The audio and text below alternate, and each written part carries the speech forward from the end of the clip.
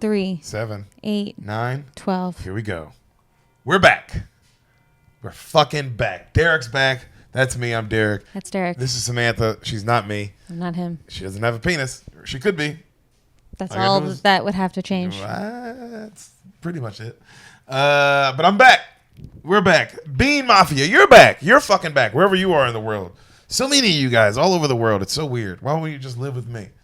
Yeah, why don't you just come join us here? And Come live with us. my brother and my uncle. Yeah. It's chill. It's chill here. It's chill. It's a lake. It could be like a festival. Yeah. No sexy stuff. No sexy stuff. But music. And unless you want to do sexy stuff to each other. But you don't have to do us. sexy stuff with me and Sam. We'll watch. We'll watch. Oh, I mean, we get to watch. I mean, yeah. I mean, they're coming out here. Yeah, we get to watch. What's the point? But I hope you guys are out there somewhere, wherever you are in the world, and we appreciate that you listen, man. It's so cool. It is so dope that you listen wherever you fucking are. Nashville, Bean Mafia. Your boy was just in your city. I just got back. Sam picked me up from a snowstorm in the airport. She's a good girlfriend. I know. I came in the snow, through sleet.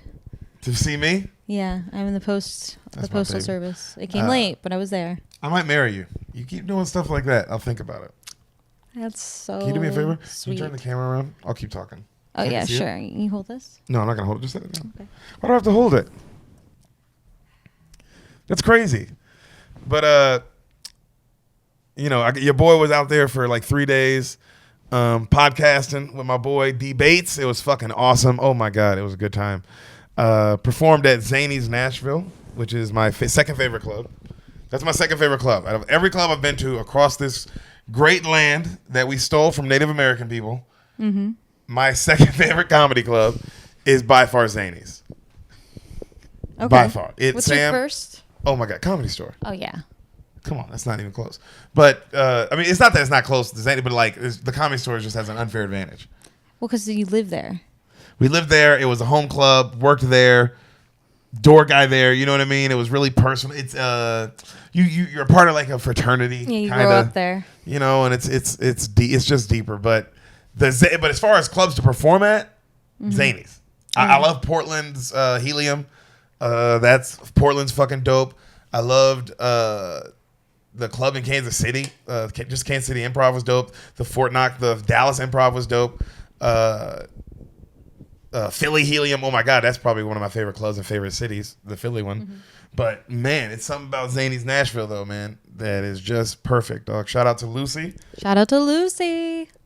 Shout out to Lucy, the booker. She's the Mitzi of that place. She's fucking awesome. Gave your boy time. I got to do a show with Nate Bargatze, man. Fucking legendary. That's awesome. That dude's a fucking legend, man. And I got to go up in front of him. I got to follow him on the Late Show, which in the comedy world is awesome because you get to really test I hadn't gotten up in 2.5 months. It had been a while. Bro, like, yeah, right? Like 2.5. When was last time? Stand Up Live? Yeah, that was months ago. 2 months ago. How'd you feel? And then Wits End. We got up at Wits End. I forgot about that. But how did it feel? Like, oh my God. Did you feel nervous, rusty, or totally in the moment? Nervous first show. The rest of the shows, not even nervous, just like excited, like, oh my God, what's it gonna feel like? Like just, but you could hear the crowd, and it was so good. I mean, it sold out shows, every single one of them, and everybody else was doing really well. Everybody was killing. Like Nashville's got some fucking good comics, but Nashville's had some good. It's a good scene for sure. But I was like that nervous excitement, and then the other two shows, the Late Show Saturday, and then the Sunday show, it was like. Let's fuck, like it was like not I'm ready to get the fuck on that stage, dog. Yeah, and like, let's go. I was happy, did different stuff all the sets, but I was mainly happy that I followed Nate Bargatze and like felt like good, like I like, you know what I mean, because that dude is on a whole other fucking wavelength, man, of how good he is, and his cadence and his voice. He's really good, and his material and knowing himself and what he can do on stage, and like just watching him. I was watching a motherfucking master at work, and it was cool to see. That's cool. I'm so jealous. If you don't know who Nate Bargatze is, thank you, baby. Yeah. That's very nice. Yeah, go check him out on Netflix. Yes, check him out. Go watch. That's any Follow of his his Netflix Instagram. stuff. Follow his Instagram too. But like, if you want to see him do his shit, like the full thing, bro, watch him on Netflix, man. He has Netflix specials. Nate Bargatze. Oh my God, I knew he was good. My boy D Bates loved him. Yeah. Darren fucking was like, that motherfucker is good. And then Darren was like, and he pulled off in the Range Rover. I was like, I know. That's the best part about it. And he pulled off in the motherfucking Range Rover after doing 30-minute sets, brand new material, just there to work out. It was just everything I loved about stand-up being there, man. I felt just at home, you know? Just in a club, in the green room, hanging out with comics till late after the show. You know, just it was really awesome. It was really awesome. It was just great to be around. And then then Darren got me a bunch of great food. Shout out to Slim and Husky's Pizza. Holy shit, that's some good ass pizza in Nashville. Shout out to Prince's Hot Chicken. Holy fucking shit. Because I took Sam to Hattie B's. That was good. That was very good. You like right? Hattie B's was good. That. Hattie B's was fire. We both devoured our sandwiches. It just was great. Prince's Sam, it's not shitting on it, but it's like better. It's just better. It's just better. Okay. You know what I mean? But it's hotter. You can feel that like it's just like, man, I don't know what they do here, but they do something different. And I got the medium. I didn't trust. I was like, I was gonna get hot, and I was like, man, people talk about this place. Yeah. Like this is the OG place. It's really, really hot. I didn't want to fuck with it. They had hot. They had like mild, medium, all that stuff, right? Yeah. And then like stuff before like easy one, like all that, and then mild, then medium, then hot, then X hot, then XX hot. How do they measure all that? Like, what are they adding to it to get all these varying degrees? Right, and then after XX hot, Sam, XXX hot. I told Darren, I said, bro, who is the guy who's like, oh, give me the double X hot. I don't fuck with that triple X. That's stupid. Like you're like, what? At what point did the degrees matter? Yeah, and how do you like? What are they adding that's different? Like in the kitchen, like lava. What is the different? They're dipping it in lava. Do they have specific sauces that are for each one, or like is the formula? Is there just more hot stuff in it? Bro, I don't know. That shit don't make no sense to me. But it was bomb. And next time I'm there, I'm gonna try the hot. Cause the medium, I was like, ooh, this is hot, but I can clear it out pretty easy. So I already knew like, oh, the hot it's gonna be like, damn nigga, this is what I'm talking about. Yeah. So I can't wait to go back. Nashville, Sam, you'd have loved it. Yeah. You would have loved it. You really would have. But that was fine. I'm glad you got to do it. Thanks, baby. Got to see some great comedy and just eat some great fucking food. God, Darren took me to a wing place too that was amazing, like a local wing place that had like the best wings in Nashville. I don't remember the name of that one, and I'm so sorry to that place because I know that this would have driven your business up through the roof. And now you missed that opportunity. What did you go to Nashville to do originally? Like, what was the reasoning? Oh, I went there to go do the great Darren Bates podcast. The great Mr. Darren Bates. We did his pod. Did a couple episodes. Did a great episode with Will Compton with Bussin' with the Boys. Oh, cool. Shout out to Bussin' with the Boys. When that episode comes out, I'll post the picture. But that was a lot of fun doing the Raw Room. The Raw Room. Because that guy's inspiring, man. Will Compton. That guy was just fucking... Go watch that episode, man. It's like some people just are... You know what I mean? Yeah. Just have that energy. They have that sort of like the Rock energy. Yes. Like the Rock. Yeah. I'm sure that would get Will Compton's dick so hard. What, really? He said that he's like, oh, like The Rock? Like, who would want to... Well, every guy wants to be The Rock. I don't know if every guy wants to be The Rock, but getting compared to The Rock is nice. Well, I guess like when you say an inspiring energy, that's the kind of energy I think of. Yeah, that guy's like all inspiration. I've just been leaving him messages asking him to put a shirt on lately. No, you have not. Just in his pictures Are you on serious? Instagram. On Instagram. What is wrong with you? He should wear shirts more often than fit. Samantha, leave that man alone. If he want to wear a tight shirt, what if he messaged you talking about your big boobs and you should show him more? I would consider that. I mean, it's The Rock. Yeah, that dude. I tell you to do it all the time. But you're not The Rock. That's true. If you can get The Rock to start commenting on our videos that I should show my tits There's more. one way to get him to do it is we got to show a little cleavage. We got to get The Rock excited. Oh, we got to warm up The Rock. I know that's not what this is about. I'm not trying to get him to do it. You're supposed to figure out. We got to fluff The Rock up because also you don't think the Bean Mafia deserves some cleavage? You deserve cleavage too, guys, and I'm all for it. I'm all for driving up the views with cleavage. Yeah, cleavage. You'll think about it.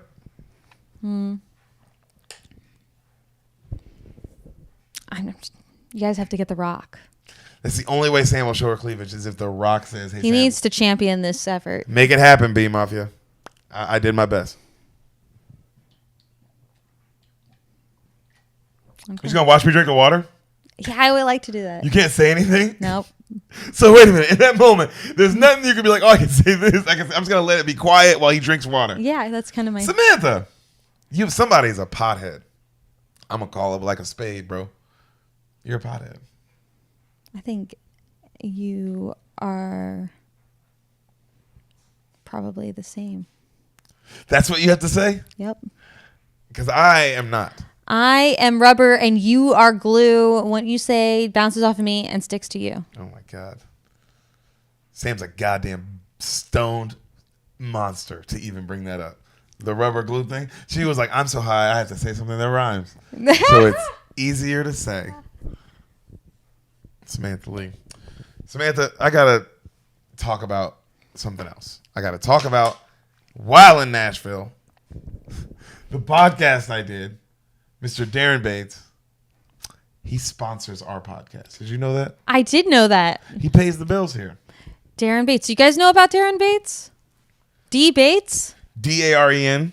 Bates? Like the Bates Motel. They stop. You don't even watch that show. I don't, but someone does. You only know 2 people who watch it. That's 2 more people than I know that don't. That's true. Samantha is Pothead Sam wants you to go to Instagram and she wants you to follow Darren Bates. Darren Bates. DARENBATES at Westland_56. That's him. Follow him. Show him some love. Show him some love, man. The Bean sent you. Thank you, Sam. Tell him the Bean. And you know what else? I was hanging out with him and he showed me the nice messages you guys send him, and that's very nice. And we appreciate it. And ladies. And the ladies who do it too. And any gender that you choose to be. The tranny fans. Yeah. The tranny lambs who send Darren stuff. Everybody. We love, They send you stuff? I hope. Don't send me stuff. If we got any listeners out there that have titties and a penis, fucking let us know. Let us know you're in the Bean Gang. We want to know. Everybody's special here. Everyone is special. And we hate everybody. Free to be who they want to be. Yep, you're free to be who you want to be, and we're not going to like you no matter what because we're fair. That's how it is. And we're honest. But go to Instagram, show our boy Darren Bates some love. Mm-hmm. Listen to his podcast, The Raw Room. I'm all over that mother sucker. He just did an episode with Jameel Woods. He just did an episode with me and Comp that I know is coming out. Oh my God, great! He's done episodes with Malcolm Butler. I mean, the dude who fucking won the Super Bowl for Tom Brady one year. Come on, I gotta say that because I mean I know Tom you guys Brady. know, but Sam has no idea, and it's okay. That's okay. Everyone's free to be who they want to be. Free to see. She is a free spirit. You know what she does know about? Some things. I don't know what they are. I don't either. I can tell she doesn't say much. She doesn't have. I'd love to know what's going on in her head, and I honestly think it would be not much. Not much like nothing, but just like. I've strived very hard to have the not much in my head. Yeah. Yeah, that's what meditation's all about. It's about becoming a empty vessel. Empty vessel. Thank you. I didn't even have that in there. I emptied that out. I'm a minimalist, inside and out. This girl is crazy. So yeah, go follow Darren Bates, and that's an ad. Yeah. If you want to advertise with us. No, we don't want. No, you be quiet, lady over there who can't even speak right now. Nobody wants you right now. I do, luckily, and you'd be like, you're lucky, and let her know that she's lucky to have me. I'm kidding. No, everybody wants you. I know. Thank you. You're perfect, and you know it. But tell me the movie. No, Sam, I'm not gonna tell you the movie yet because first, I need you to do me a favor. Oh yeah. I need you to tell me what you think happens. Mm-hmm. In the film you've never seen. Mm-hmm. That's the point of this podcast. If you're a new listener, get the fuck on board. That's the whole reason you're here. I'm about to tell her a movie she hasn't seen, and that movie is that I want her to explain to me now. Higher Learning.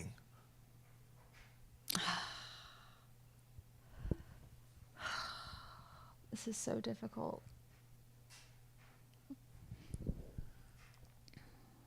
Well, tell me what you think it is. It's your movie. I think it's a story about like poor black people that are trying to get out from underneath. It feels like that's that kind of energy of a movie. What is it? Tell me the movie. Okay. In my idea, it's like it's a son and his mom and like his younger sibling, and they are like they're like destitute or just not in a good way, and he's like trying to scrounge for money, and then he starts selling like weed, and then it turns into more intense drugs, and then it turns into like really bad drugs, and then he gets really successful, and his mom's like, how is this happening? And you're really racist. I know, you're right? More racist than I'm so racist. You're a really bad person. Keep going. And he ends up going to jail, but like we empathize with him the whole time because it's just like him just trying to take care of his family. And he's always does the right thing, even though it's a bad reason. So it's just a drug dealer. Yeah. It's just a movie about a drug dealer, is what you're saying. Yeah. And he's black. Yeah, he's definitely black. I've seen the cover of this movie. I know it's a black person. You've seen the cover of this movie. Sam, you have not. I have too. Because see, I used to work for a non-for-profit that was called Higher Learning, and everyone would always ask me if I'd seen the movie, and I would be like, no, what's it about? And they'd be like, pfft. They'd be like, what? Why would they do that to you? Because people suck. Who's been mean to my girl? Don't be mean to my girl, dog. I'll fight him. And be like, you just have to watch it. That's what they say? Yeah, that's what everyone says about every movie. That is what everyone says about every movie. That is what everyone does say about every fucking movie. I mean, some movies are hard to explain. Because even if somebody was like, hey, what happens in Forrest Gump? It would be like, man, if you hadn't seen it and you want me to just like tell you what it's about really quick, it's like, I can't even. It's so much. Retarded dude goes through time. You know what I mean? Retarded dude goes through time. That's actually pretty accurate. He just goes through all the major events in time, and we're seeing his perspective on it. Mm-hmm. And the lady has AIDS. We think. We don't really know what Jenny really had. She might have. I don't know. Seems like AIDS. Seems had like to be AIDS. AIDS. Is the timeline? Timeline was AIDS. Timeline was for sure AIDS. But she didn't deserve Forrest anyway. She didn't. My opinion. She took her goddamn time. She took her goddamn time to fuck that retard. I'll tell you that. Just do it. Maybe don't. Samantha. You want to hear Higher Learning? You want to finally see it? I want to finally see this movie that everyone's been telling me to see. I mean, I get why. It's so funny because you're going to hear it and be like, oh my God. I get why people were saying to see this. This movie's awesome. So I saw this movie right before 9/11 happened. I was on my dad's ship in the middle of the ocean. Weren't you like 11? Yeah. It was like the week. A dull person movie? Yes. So it was like the week 9/11. This is like the week of 9/11, right? Like maybe a day or two before. And I'm on the ship with my dad. And I'm 11 years old. And it's nighttime. He's asleep. And they had these barracks where like the sleeping, they were in barracks. Like that's how they slept. Mm-hmm. You know, like look like cots. And they were like, 1, 2, 3, 4, like up like that, So I got out of mine to go to the bathroom. And then I go to the bathroom, and then I come back, and I see there's like 4 or 5 guys up, and they're watching a movie, and it just started. Right? And you're like, ooh, and I go over and I look at it, and then my dad's sleeping. I was like, can I watch? And they were like, yeah. And then they let me watch it with them, and it's this movie. Whoa! What is this rated? R. Oh my God! Hard R. Yo. ER. This movie's rated ER. You ready? Movie starts. Happy ass funk music's playing. Like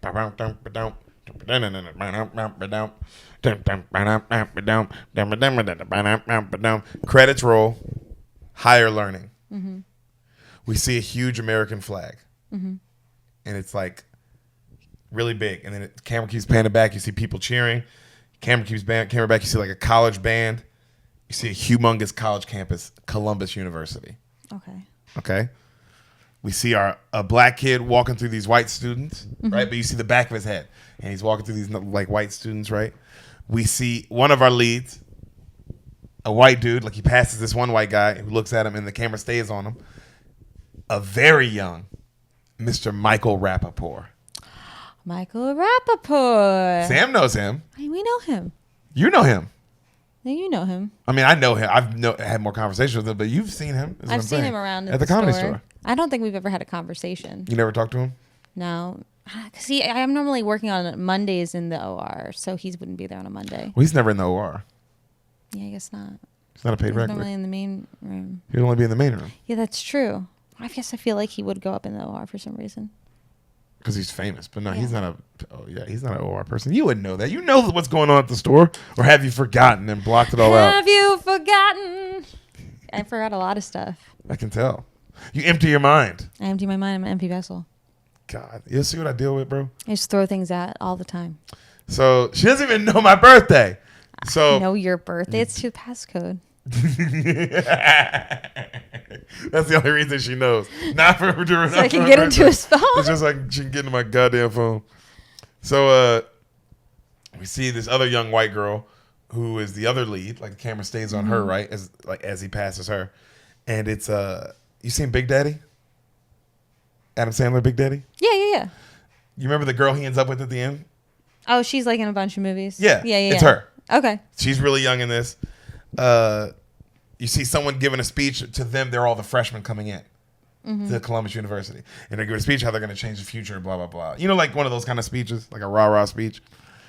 You see the girl and Rappaport kind of walk past each other on an elevator without even know, but you know what I mean? But they're clearly the leads. Yeah. But, they walk past each other, and then everyone else comes off the elevator, and the white girl goes on. And and the black guy, who we've been seeing this whole time, he turns around, and the lead of this movie, the very young, very handsome, the legend of Mr. Omar Epps. Ah. You know who that is? I do know who that is. That's my girl. So it's quiet on the elevator. They're looking at each other. She clutches her purse. And then he just gives her that look like you fucking ugh. Which you would. Just because I go here. Yeah, we all go to the same college. It's like, look how nice this. We're going to Columbus University. Yeah, but she's a beautiful woman. That is true. Ugh. So we see him. Cut to he's in his dorm. He's got Outkast playing. He's hanging up like black ass posters and shit, like Black Power Fist and stuff like that. Yeah. We see the white cut to you see all that, and it's the Outkast, and then the movie it cuts, and it's the whitest white girl music you could hear from the 90s. And she's putting up pictures of her family and collages and stuffed animals. You know what I mean? Yo, What, your room? Is that your room? Yeah.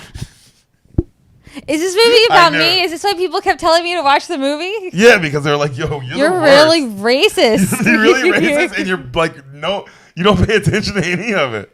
Yeah, Sam, they were telling you something. No! So, cut to, we see a young Rappaport, and he's hanging up rock posters and blasting rock music, right? Omar gets to track practice. We find out he runs track for the school. All right? And everybody's like, what's up? His name's Malik. They're like, what's up, Malik? The coach gives him shit for showboating, right? For being a showboat and all this stuff, right? And being late. You think just because you're a huge freshman recruit, you can act this way, right? And then he's like, son, you got to work. He's like, you guys, because I got guys out here that can clean you out in 5 seconds. And then Omar takes his shades off, and he's like, who? Like who? Point him out. And the coach is like, get off my field, son. Oh. Well, yeah, you can't. Yeah. I thought you were on his side, though. You were like, oh, yeah. I wasn't on his side. It was just more like, he's our lead, isn't he? Yeah, he We're is. following But him. you had the look on your face that you were excited that he was being cocky. I was. I didn't know he was going to be that kind of guy. He didn't seem like he was that kind of guy until just now. Yeah, he's that kind of guy. And the coach is like, get the fuck off my field. As he walks off, we see one of our other leads. She's running around the track, and they slow-mo, she rolls in slow motion, and he's staring at her because she's beautiful. The very young, the very gorgeous, the legend is her in her own right, of course. Miss Tyra Banks. T. Banks? I knew you were going to love this cast. I love Tyra. Tyra's in this? Yeah, I know. She's one of the Why leads. didn't anyone tell me that? I would watch it immediately if they told me Tyra was in it. She's so young in this, I don't think people think about it. Is this... 95. Oh, wow. She's really young. Mm-hmm.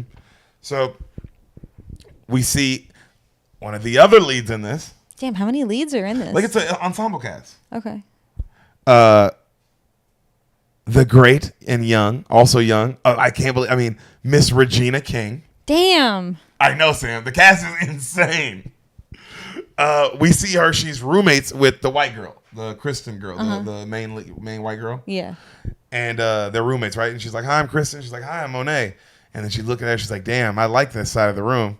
And the girl's like, well, I guess I got here first. And Regina King's like, yeah, I guess you did. So where you from? And the girl's like, Orange County. And Regina's like, that near Compton? And the girl's like, no.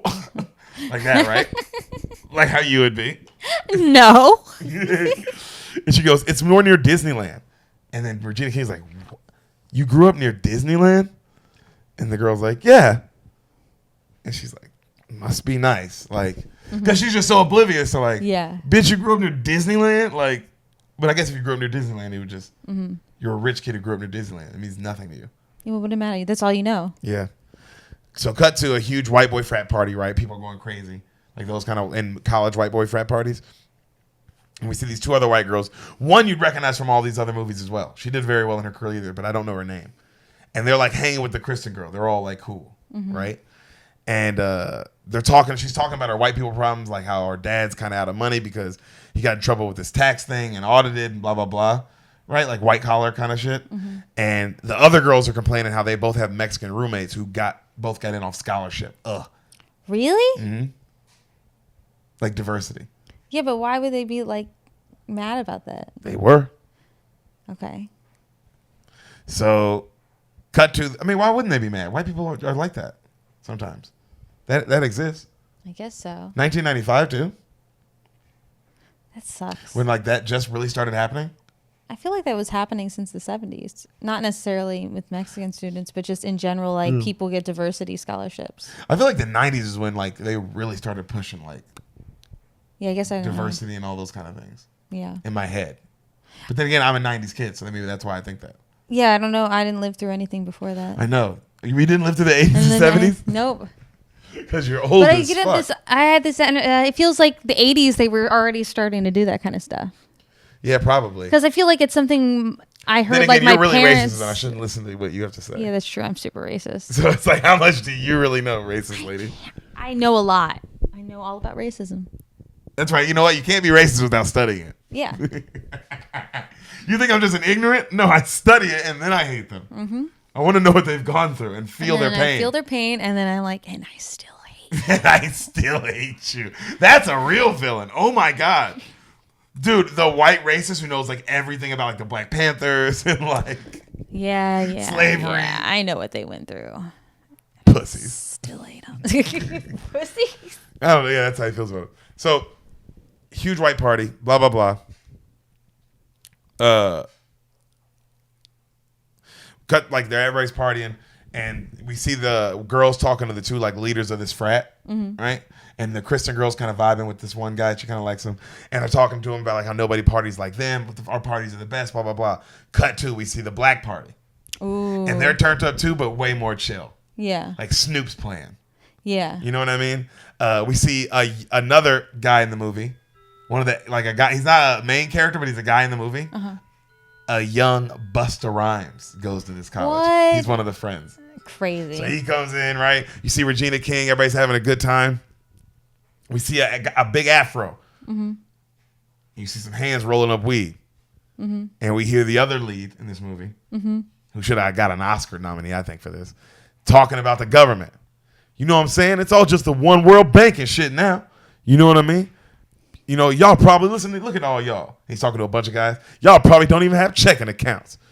But I bet y'all got credit cards. And you wonder why you still a slave.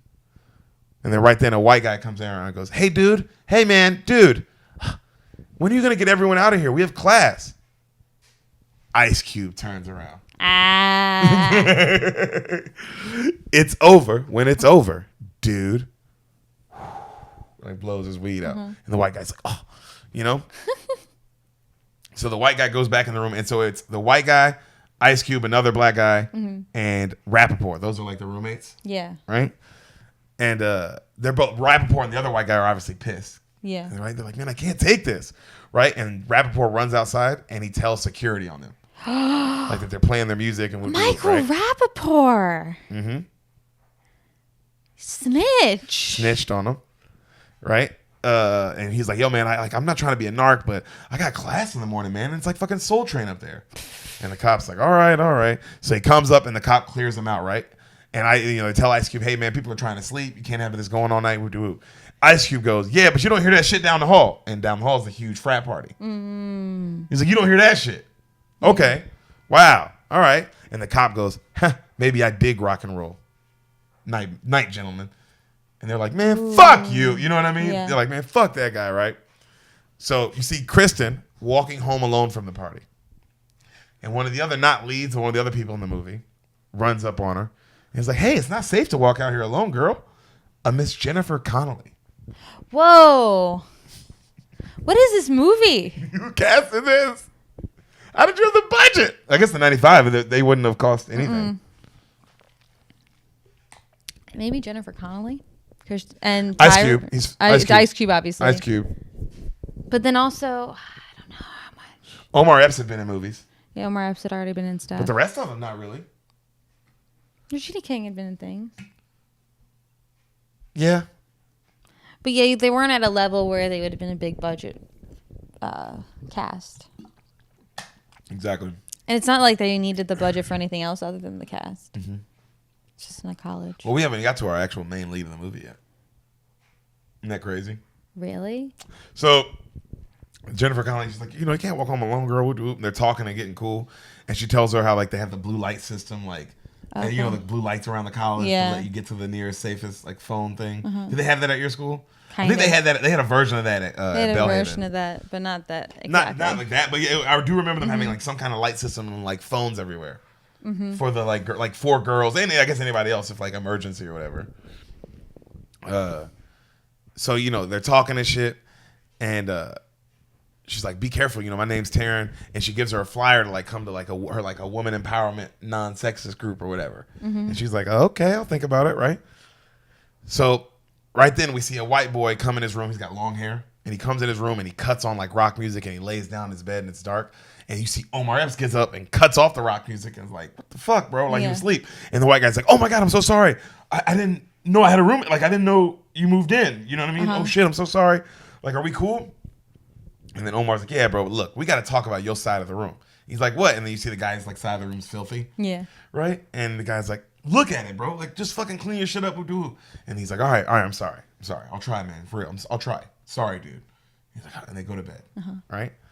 So cut to Ice Cube. You hear him talking. He's showing the campus. He's like, right over there, that's Disney World. And you see all these rich white people. He goes, over there, Chinatown. You see all these Chinese kids. You got south of the border, all the Mexican kids. We call this the black hole. You see all the black kids hanging out. And right then, Regina King walks up. She goes, "So, you the infamous Fudge, huh?" Fudge? That's his name, Fudge. Love it. And he's like, "Yep." He smiles. And she's like, "I heard you're like a super duper senior. 6 years in, right? Still ain't graduated?" And then he looks at her. He goes, "I already learned the game, fresh fish." And she goes, "Okay, old trout," and walks off, right? And he kind of laughs like liking her, right? So right then, we see our other lead of the movie, the professor. Oh, this is going to be bad already. There's a professor. Who's the lead? He's going to sleep with one of these kids. Mr. Lawrence Fishburne. Ah, yeah. You think he's still going to sleep with a kid? Yes. Lawrence Fishburne? He He's could. like saying he's got like the old pipe and the good gray beard and Those are the cardigan type that they sweater. like. That's what they like. That's what they want. He has a thick Jamaican accent. "I am your instructor." He goes like, "I'm your instructor, Mr. Maurice Phipps," and he goes, "I'd like a volunteer." Like how can I? Damn, I can't. I'm trying to get his accent. Hold on. He's like, "I'd like Mr. Williams. I'd like a volunteer," like that. Okay. Right? And Omar raises his hand like all like cocky, and he's like, "Ah, brave soul, come forward." And he comes up and he's like, "What's your name?" And he's like, "Malik Williams, sir." "Ah, Mr. Williams. Well, wouldn't you be so kind enough to read the names with all asterisks beside them?" And he hands him a sheet of paper. And he goes, "This is your first lesson in this class." Right? And he reads all the names with the asterisks, and one is the white girl, the Kristen girl, and one of them, his last name is his. And he's like, "What the fuck?" "Thank you, Mr. William. You served your purpose. People whose name is called, if you are standing, your bill was apparently not paid." This is from the school office. "And you will not be able to take my course because there are no handouts in the free world, and there will be none in my course. Thanks and good day." And they're all like, what the fuck? And then Kristen comes running up and she's like, oh my God, look, you don't understand. Like starts like begging like a white girl. And he goes, ma'am, calm yourself. Go to the office, deal with it there. Thank you. What? Like, he's like, bitch, I don't care. You know? Malik's like, yo, what about me? What's about you, Mr. Williams? I thought I showed initiative. I raised my hand. Come on, man. Don't that count, brother? Mr. Williams, I do not appreciate brown nosing. Now, if you really need it so bad, go appeal to the athletic department. I'm sure that'll help you. And he goes, hey, man, I ain't no dumb athlete. That remains to be seen, Mr. Williams. Ooh. He storms off all pissed, right? Cut to him in the office. He finds out he owes like $3,800 for this first semester still. He's like, what the fuck? I have a scholarship. That's crazy. And they go, no, you have a partial scholarship. He's like, that's bullshit. I have a full scholarship. It doesn't pay for the housing. It doesn't pay for his housing.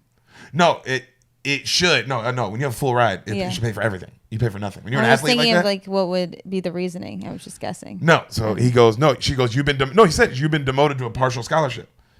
Because of what happened. You're in college. They can't talk to your coach like that. Yeah. And be late on the first day. That's crazy. Yeah. That is crazy as an athlete. Like, to do that, that'd be pretty nuts. So she's like, honey, look, there's nothing I can do. You got to go talk to your coach. He's like, fuck, all right. We see the Kristen girl, the other girl, talking to her, like the lady, the finance lady, and she tells her, look, honey, there's nothing I can do. You're going to have to get a job. Like a side job. Yeah. So if you want to pay this off, like, without having to, like, being dead. You know what I mean? Like, and she's like, oh. Cut to, we see the track team. Malik comes up to the coach, head between his tails, like head between his legs, tail between his legs. And they don't show him apologizing, but clearly, like, that's what it, like, the soft music's playing. And the coach looks at him. Cut to, he's dressed, and we see him running. And he can fucking fly. He can fly, right? We see our girl Tyra looking at him, like, kind of noticing him. The coach, at the end of practice, says he's going to help do what he can to get his full ride back, but you're going to have to help me. You're going to have to show me you're going to be a great student. You're going to be a great teammate, like this, that, and the third. You know what I mean? Cut to, we see our white boys in their dorm room chilling, Rappaport and this other white guy, right? They're doing their homework. It's quiet. Ice Cube and Busta Rhymes walk in. They just talking about some, bitches and shit, just talking. And then they just start playing Al Green loud as shit. Right? And they sit down and they're rolling up weed. And Rappaport's like looking at him and he goes, he closed his book, like, because he was studying. He's like, yo, what the fuck, man? And he goes, yo, man, how would you feel if you had class tomorrow and I came and I blasted my music? How would that make you feel? And Ice Cube goes, I wouldn't feel shit because that would never happen. And Rappaport's like, why not? Because if it did, I'd beat your ass. And Busta Rhymes does exactly that. He laughs his ass off. And Rappaport and the other white guy are like, which I do get. They're like, what the fuck? Cut to the next day, they move out, and Ice Cube's just kind of laughing at him. I was going to say, why are they even living with him? I guess they got him put with him. Because they're seniors. Wouldn't they just be able to pick who they live with? You would think so. But maybe he still wants to live on campus. Okay. But that does, if you analyze it from that angle, I also thought that, like, the housing doesn't make sense here. Yeah, who's running the housing department? Who's the RA? Yeah, who's RA? Who's the guy in charge of all the RAs? Sam, you were one of those people. I was not one of those people. You were RA. No, I wasn't. I thought you were My friends were RAs. You were friends with the RAs? Yeah, that's the sweet spot. You get all the perks with none of the problems. And you can sneak and do bad things sometimes. Also, you would get text messages if something was going to get busted. You'd be like, I'd get a heads up if I was at a party, like, hey, they're coming to bust this party. You better get out of there. I can't believe you would party. What were you doing in college? What else? Being a good boy. Being studious. I was not being studious, but I played football and I was very focused on that. Football's a lot of work. It's a lot of work. I was studying English and I really liked to read, so it was pretty sweet. So you could party a lot. Yeah, it was like the best time ever. You're just partying doesn't affect reading that much. Yeah, you just read, you write about what you read about. And then you go party? And then you go get wasted. I'm going to put kids in this. Look at that. She's so cute. It's pretty much like doing comedy. I can't help it. I got to put kids Except in it. the opposite. You're talking and then you write about what you talked about. And then you go get shit-faced. And then you go get shit-faced. What a mom, huh? That's what going to college is. So the homeboys move out, right? Ice Cube and Malik, they're talking, right? And he's talking to him about making it in America and like all this shit, right? And he goes, so they got you running for the school? And he's like, yeah, but on a partial scholarship. He goes, so if you don't run, you don't get no education, huh? And Malik's like, yup. And it zooms in on Ice Cube and he's like, well, run, nigga, run. And then he's like, right? And it comes in, and it kind of like clicks in Omar's head, like, because he's like becoming more and more kind of militant. Yeah. As he's learning all this kind of stuff, you know? So cut to them at a bar. You see Malik and Rappaport playing video games like Street Fighter or whatever. He beats him and he walks off. Rappaport is like talking to these other guys who play pool. And he's trying to get cool with people, but he's just weird. He's like, nobody's kind of clicking with him. Yeah. Right? And he starts talking to, you ever seen Saving Private Ryan? Yes, but I couldn't remember who. There's a guy, he's like a Jewish guy. He's awesome in it. He's in How to Lose a Guy in 10 Days too. Okay. With Matthew McConaughey? Yeah, I've seen that. He's one of the friends. Okay. I think I know who you're talking about. He stabs himself. He gets stabbed he gets stabbed at the end of Saving Private Ryan. Yeah. And Upham doesn't help him. If you've seen that movie, you know what I'm talking about. Upham fucking is a bitch ass nigga for that shit. But he's that guy. Anyway, he's in Dazed and Confused. He's the guy who gets into a fight and then he gets his ass beat. What? At the party, at the end of Dazed and Confused, they're at like a kegger. And there's a guy the whole movie, like he gets bullied and he's like, man, I'm going to fucking kick that guy's ass. And he finally goes to kick the guy's ass and then he gets his ass beat. Oh, yeah. I can't see that guy's face. I remember that happening. You have to bring him up or this is going to bother me. Look at all these people. Yeah, everyone's in this bitch. Oh, this that guy. Yeah, that's exactly the guy. He's in everything. I like how you're like, yeah, you pull up the cast and it's like literally just the most A-list people ever. So, apparently they're roommates now, him and Rappaport. Malik? Yeah. No, Rappaport and the Jewish dude. Oh, yeah. Him. And, you could tell he's like, the Jewish dude, you hear him talking to another guy about like how weird his new roommate is, talking about rap, right? So cut to, we see Kristen, she's bleached her hair blonde, and she's hanging out with the white girls and the frat boys, and they're all turning up, right? And they're getting shit-faced at this bar. But apparently she never drinks. We see her friends let her stumble out the bar with one of the frat guys. And like she's stumbling, like he's helping her walk, stumbling. Yeah. You know what I mean? And she's like, where are we going? He's like, oh, we're going back to my room so you can lay down. She's like, what? You know, like she's fucked up. The other girls leave her because they're just drunk too and they're not paying attention. They don't care. So we see them get to the crib. He lays her in bed. They start kissing and making out. He's rubbing on her body and she's with it. She's like giggling and kissing him and shit. Yeah. And then she's like, Billy, go get a rubber. Oh. All right. He pulls her panties off and then she starts kind of like, you see her kind of like come to a little bit, right? And she's like, Billy, go get a rubber. And then he's like, all right, hold on, just one sec. And he takes his pants off and she's like, Billy. Like now she's kind of like, she's like, Billy, get a rubber. He's like, starts fucking her, right? She's like, Billy, get a condom. Shut up. Billy, stop. Seriously, go get a condom. Billy, stop. No. Oh, no. Billy, no. Billy, can you just stop, please? Like, and he's just keeps fucking her. Billy, fuck Billy, get off. Billy, get the fuck off me. And she like hits him and he's like, what the fuck, Kristen? And she gets up and she's crying and she runs out the room. Oh my God. Yeah, he raped her, bro. Oh. You did not know this movie was about to turn up like that, did you? You had to know something. This is so weird. I thought it was gonna be like she learns that she's a big old racist. No, this is a whole other. What is happening in this movie? This is about higher learning, bro. Like, that's why I couldn't wait because I was like, it's setting it all up, and I know if you hadn't seen it, you're like, oh, this is gonna be like some college movie about race. I didn't know it was about college at all. I know you didn't. Oh yeah. But when I started setting it up and telling you, you didn't see this. No. Like you said, you're like, oh, she's gonna learn about black culture, and it's like, no, Sam, she's gonna go through the worst thing that could ever happen to a human being besides murder. So she gets. That's rape, right? That's no misunderstanding. I want you to tell me right now. Said no. Well, she was screaming. You saw him acting it out. She was screaming. So if it went how I acted it out, you would say that's rape. I already thought it was weird when he was like, she was really drunk, but then when she said, yeah, you're like, okay, well, she said, go get a rubber. She said get a rubber. She was with it. But he didn't go get a rubber. That would have made me nervous. If you're a girl, wouldn't the consent was if you go get a rubber, clearly. And then, of course, once I'm screaming no and you're pumping still. That's rape. Why? Period. Yeah. What kind? There's no question about it. I don't even know why you're asking me this. Because I'm just want you to know. So the rubber situation is because I'm 100%. This is like, yo, I mean, what if we find like I did this recently, and I'm like, so wait, you're telling me? So wait. No, I just want to be. Let's. All right, because in the movie, I just later on you'll see what I mean. But there's another rape scene. no, I'm just saying there is no way that this would be misconstrued. There's no way because she said go get a rubber. Yeah. He didn't go get a rubber. Instead, he thought go get a rubber meant let's have sex. Which it did. It did, but it also meant go get a rubber because that's explicitly what she said.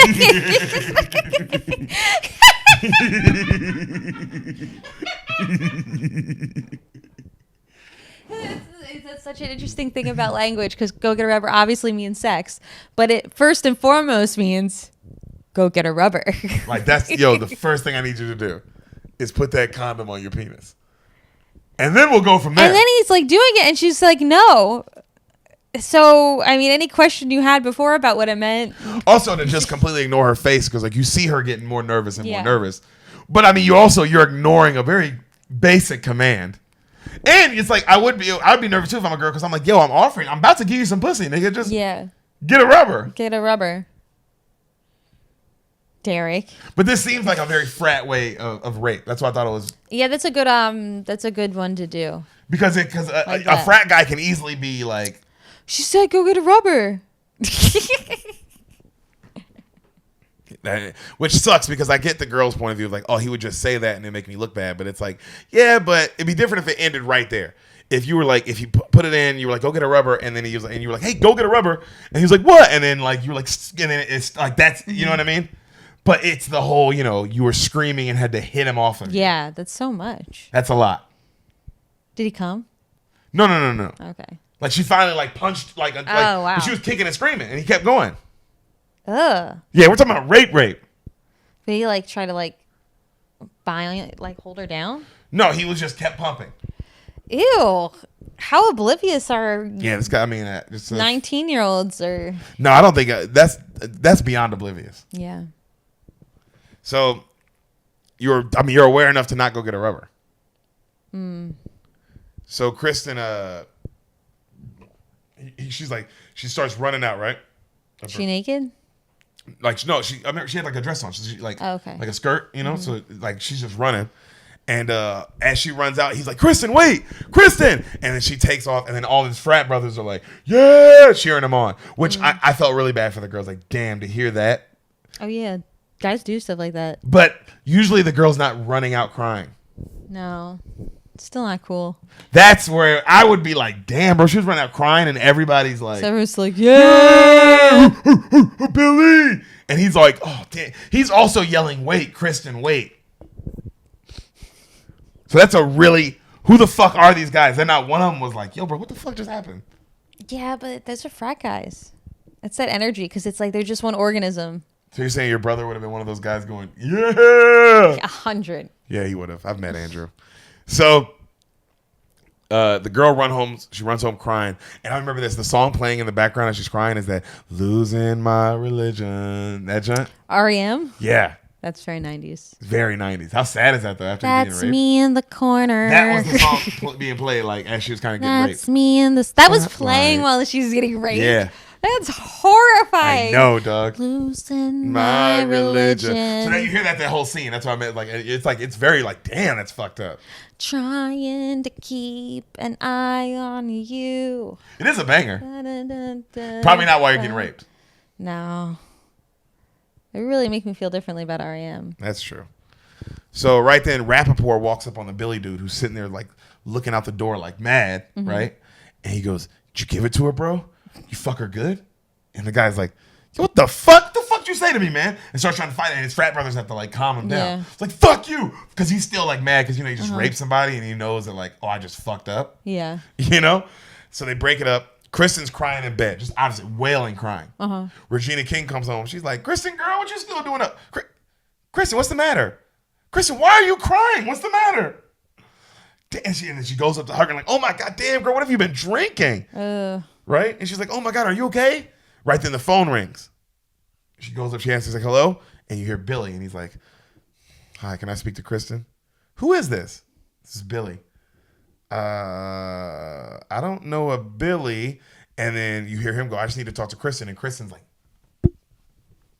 that, right? And she's like, she's not here right now. And he's like, come on, I know she's there. Well, even if she was here, I don't think she wants to talk to you. Come on, I know she's there. Put her on the phone. Look, you're going to have to just talk to her. Now, put her on the phone, you black bitch. The music cuts too, just like that. And Regina King goes, what you say? Yeah, and he goes, you heard me. Oh, okay. Click. Yo, so this guy's like racist and a rapist. Usually those two things go hand in hand. Racist and imagine being a rapist, but being like, hey, African-American girl, I respect your...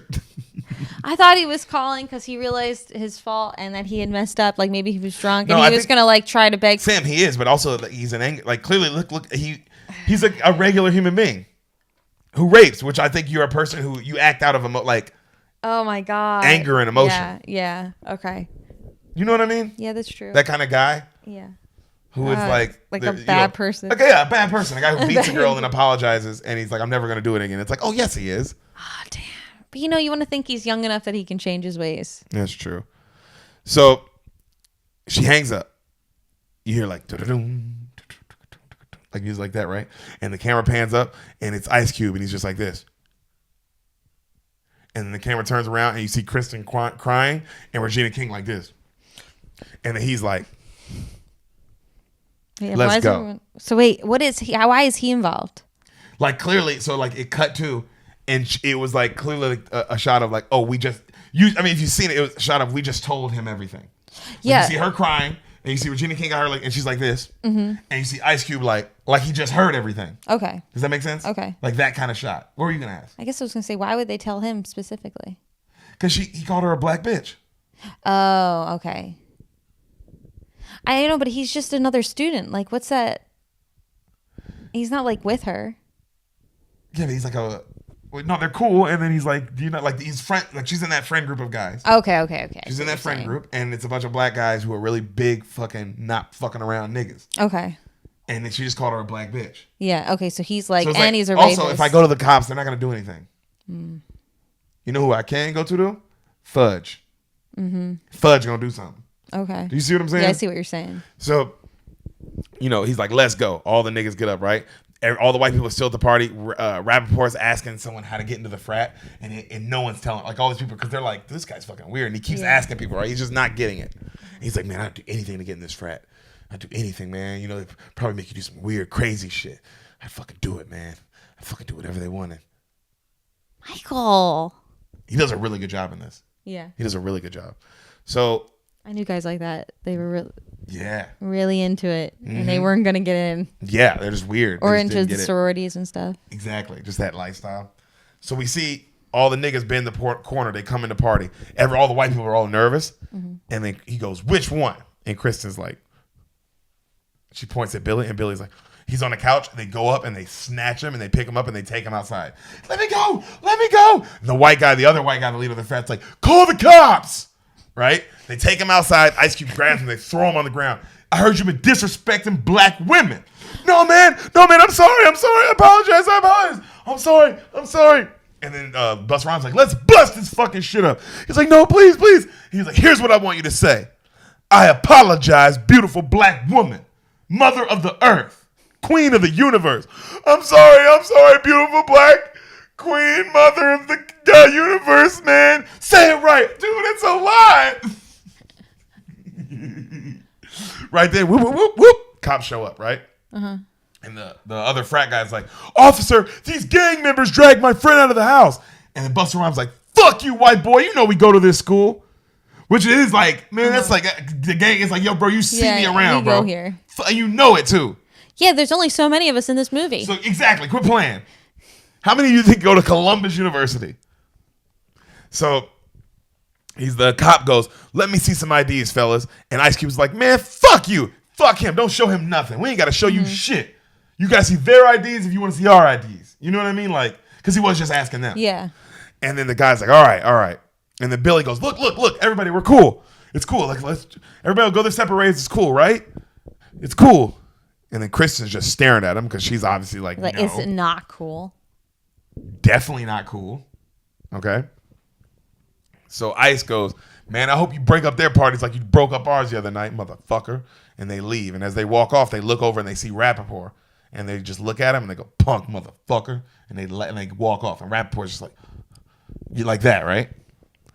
So Kristen's friends are now looking at her crazy because she's got Regina King on her shoulder. The two white girls who are at the, and then they look at her and they go, I don't understand. What are you doing? And the girl's like, Regina's like, come on.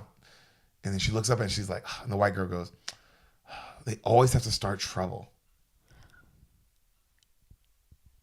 Yo. These are your people. This is my people. No, I wasn't this bad for millennials. Yeah, you were good, boo boo. You weren't this racist. We were pretty racist, but not this racist. Yeah, this is pretty bad. This is like Hollywood racism. Oh yeah. It would be more subtle. 90s right though. there? No, 90s no, it wouldn't be more subtle. No, I don't know what it was like in the 90s. I think in the 90s, it was probably pretty bad. 1995 in college, it had to be pretty bad. It was probably pretty bad. It had to be pretty bad, dog. It had to. It had to be bad. There's no All way. those, what are they, Gen Xers? Yeah. Yeah. Also, we're talking, this is prime, like, LA riots and, like, all that stuff going on. Like, dude, it's not And, like, the kind peachy. the kind of music that white people are listening to is, like, Nirvana. I mean, good music. It's good, but it's not happy. It isn't happy. You want your white people happy and Yeah, you want them listening to and that's not true. I mean, because when they were listening to the Bee Gees, they were beating up niggas. When they were listening to Frankie Valli, they were beating up niggas. When you they were want them listening to Travis Scott. Yeah, like Travis Scott or The Weeknd. Yeah, that's where they're not. Yeah, where they're just all making love. Or Bruno Mars. Yes. Actually, Bruno Mars. Drizzy.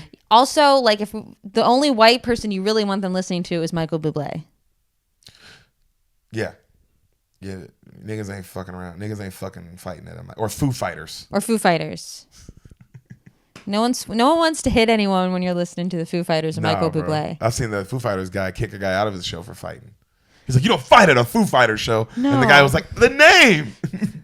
It's in We're the name. Fighters. We fight the Foo. So the next day, our Kristen girl is walking around and all she sees are boys staring at her. And she's like, because she just got raped. She's all uncomfortable and shit. And then she finally goes to that women empowerment thing with Jennifer Connelly, right? Oh, yeah. We see our boy Malik come up to Ice Cube one day and he asks for a book on Frederick Douglass. And Ice Cube gets all excited. He's like, hell yeah, I got that book. And he's like, thanks, man. I need it for class. And he's like, that's why you need it? For fucking class? Mm-hmm. He's like, yeah, man. Why would I read it otherwise? And he's like, well, read it for yourself, not for class. Get the fuck out of my room. And he like throws the book at him. Because I do get it. It's like, you fucking coon. You know what I mean? You think you know so much, you don't. So right then we see Rappaport. He's down. Remember how I said that there's that huge American flag in the beginning of the movie? So it's on the campus. So Rappaport's sitting under it. It's nighttime, and he's reading a book. And a guy comes up. You can't see his face. What's up, brother? It's a white dude. He's like, why are you reading in the dark? It's bad for your eyes. Me and my friends are about to go get a drink. You want to come along? And Rappaport gets up. He's like, man, what are you, some kind of queer or something? I should kick your ass. And he pushes him. And the guy goes, first off, never touch me again or I'll beat your ass to the ground, boy. You understand me? Camera turns around. It's the white dude from you ever seen The Breakup? With Vince Vaughn and Jennifer Aniston? Yeah. The brother who's like all into sex and trying to get him like to fuck a bunch of women. He's also, I can't remember what he looks like. in Good Will Hunting. He's one of the friends. He's the bad guy. This guy. Oh, that guy I know. Him. Why does he look so familiar? What else is he in? Good Will Hunting. Fast and Furious 2. He's the villain. He's also in Dazed and Confused. Yeah. Jeez. You don't recognize him? I remember him. Yeah, I know. I recognize him. Wait, so what is he doing? So he's got a bald head. Right? Oh my gosh, he's a neo-Nazi. And he's telling him like, come on, bro, just come get a drink with us. Right? They're targeting Rappaport because he's so weird. Uh-huh. And he's like, I ain't no faggot. Just, curious if you wanted a drink, that's all. And he's like, come on, let's go. He's like, come on. And the guy's like, all right. And Rappaport's like, all right. He's like, yeah, come on, man. We're white. We're in America. What more do we need, right? He's like, what'd you say? He's like, I said we're white and we're in America. What more can we want? Come on. What's your name? And the guy's like, I'm Remy. That's Rappaport's name. He's like, I'm Scott. Nice to meet you. They shake hands. They talk and they get to know each other, right? And as they're walking, he goes, by the way, these are my brothers. And then we see these 4 all-white skinhead dudes stand up. Yo, what is this? school. This is Columbus University, baby. Yo, this is what college was like in the 90s. Dude, I know. We got to ask somebody. Well, when you were in college, did everyone always used to say, like, all the upperclassmen would say things like, oh, dude, things were crazy here, but then they made us we can't do this anymore. We can't do that. Yeah, always. It was way cooler back then because then we would have parties where there was like a couch on the ceiling and fucking hookers snorting cocaine out of people's buttholes. It was crazy, man. Yeah, we go into different realities and we fucking fuck horse women in different realities. Now that we have all these rules, we can't do that anymore. Yeah, we can't travel to different dimensions no more because of the yeah, you're right. It would always be like that. So cut to Fishburne's class, and he's given an assignment by the end of the semester due to come up with your own political ideology. This course, like anything else, will be what you make of it. Remember, no one will treat you special because you are black, white, Hispanic, Indian, Asian, or a woman. Or because you are, what are you? And he points at Kristen and she's like, I don't know. And he's like, right. Like roll, like point, you know? Cut to the cops. We see Ice Cube and Busta Rhymes walking down the street and they're following him. And they're like, hey boys, let's see some ID. And then Ice Cube pulls out a flashlight and points it back at them. He's like, show me your ID. And they're like, don't worry about this guy. And they drive off. Yeah. Because they've had to deal with him so clearly so long. And he's been there for so long. So we see Kristen crying to Jennifer Connelly, and she tells her that she got raped. She's the first person she's told. She finally says it. She didn't say it to Regina King. Oh, she didn't say it to Regina. No, she just told them about that he was mean. Like, she just knew that he got into it with some boy named Billy, and then he called her a black bitch. Like, they didn't know anything else. Okay. So Jennifer Connelly knows now. She's like, what do you want to do? Do you want to report it? And the girl goes, no. They're just going to make me feel like I asked for it in court and no one's going to believe me. And I was like, man, that's why I was asking earlier. It was like, I feel like her case would be really strong. Her case would be really strong, but I do think that's what it was like back then because when I went to college, they would say things like that. And that was like way after this. Good point. I mean, what do I know? She didn't go get a rape kit right after. And who wants to do that right after? Oh, yeah. And also, you have to think about it. If you're going to school and you're like a rich white person, you're thinking this guy's a rich white guy. His parents probably are going to have a lawyer, you know? But if she were to go get the rape kit right after, she would have his ass. Yeah, I think so. I don't know. And also, were they doing rape kits like that back then? Or is that something that's just from our time on? I don't know. Well, what she'd have on her advantage is that she is a white girl, too. Mm-hmm. That is true. And you know what else would be her advantage? He raped her. He did rape her. He did do that. Totes raped her. So she's kind of got that on her side. But I don't know if that's going to help her in people court. used to say things like that, and I would assume that must mean there must be some validity to that. Must be. People thought that would be the case. I feel that. So she's crying and shit. Cut to Malik, our boy, comes up to Mr. Fishburne, and he's complaining about Lawrence Fishburne. He complains about his grade. And then Lawrence Fishburne goes, well, if you could spell as good as you could run, your grade would be a lot better, wouldn't it, Mr. Williams? I'll see you tomorrow, like next class. And then he's all mad, Omar Epps, and he walks away. And as he walks away, he goes, fucking sell out. And Lawrence Fishburne goes, Mr. Williams. Cut to, they're in his office, right? Mm-hmm. He goes, so Mr. Williams thinks I'm an Uncle Tom. Well. What does that, me being an Uncle Tom, have to do with your ability to put a period at the end of a sentence? Which is a good point. That's fair. Like, that has nothing to do with anything. He's like, man, I just feel like you be messing with me because I'm black. Mr. Williams, I treat everyone in my course the same because those are the rules of the game. He's like, well, your game's fucked up, man. We're brothers. We should look out for each other, blah, blah, blah. Mr. Williams, the world owes you nothing. Mm-hmm. That's laziness. And that is what kept us down and has kept our people down in this country. Is the expecting that, the laziness. And then Malik's like, man, see, like goes off, is like, that's bullshit. That's the enemy doing this to us and blah, blah, blah. And he goes, he laughed, like Lord Sister just laughs. You think of a white man as a man with a beard controlling things? My son, that is the Wizard of Oz. That is not real life. Mm-hmm. And he's like, yo, you want to prove it? You want to prove that, like, you said you want to prove anything in the world. Don't prove it to be better than the white man or to help the black man. Prove anything in this world to prove it to yourself. Right? Good afternoon, Mr. Williams. And he leaves. Cut to a track meet. Mm-hmm. We see the boys all together, right? They run the 4x100, which is an awesome race, by the way. I do love the 4x100. Which one's the 4x100? So you know the 100-meter dash? Yeah.